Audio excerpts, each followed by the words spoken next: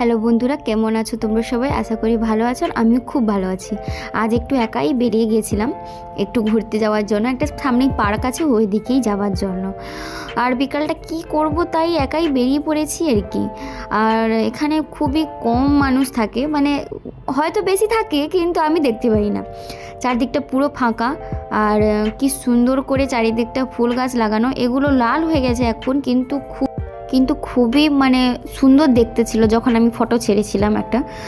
আর এই দিকটা সমস্ত এগুলো হলে হয়তো চন্দ্রমল্লিকা মনে হয়, এগুলো গাঁধা। আর ওই দিকে যে সবুজগুলো ওগুলো সব সারি সারি গোলাপ গাছ, কয়েকটা ফুটেছে, বেশি ফুটেনি এখনও। আর রাস্তা পুরোই ফাঁকা, দু একজনকে দেখতে পাবো, আর কাউকে তেমন দেখতে পাবো না, কারণ বাচ্চা কাচ্চা এখন ঘোরে না, কারণ তারা সবাই পড়তে চলে যায় এই সময়। তবু কিছু কিছু জন এই তো আছেও এখন দেখছি। এই দেখো আমি পার্কে চলে এসেছি, এখানে এখন পুরো ফাঁকা, কিন্তু যত অন্ধকার হয়, রাত হয়, তখনই সবাই মোর আসে, আমি দেখছি। কারণ যতক্ষণ মানে এখানে যতদিন আমি বেরিয়েছি সন্ধ্যার দিকেই বেরিয়েছি, তখন মোর দেখি মোর রাত্রের দিকে এখানে ভিড় হয়, মানে পার্কে খেলা করতে আসে ছেলেমেয়েরা। আর আমার পিছন ধারে ওগুলো যে দেখছো ওগুলো এয়ারফোর্সের কোয়ার্টার, ওগুলো সব ফ্যামিলি থাকে ওই দেওয়ালের সেপাশে, পাঁচিলের সেপাশে, ওই পাঁচিলের সেপাশে ফ্যামিলিগুলো বসে আছে দেখলাম।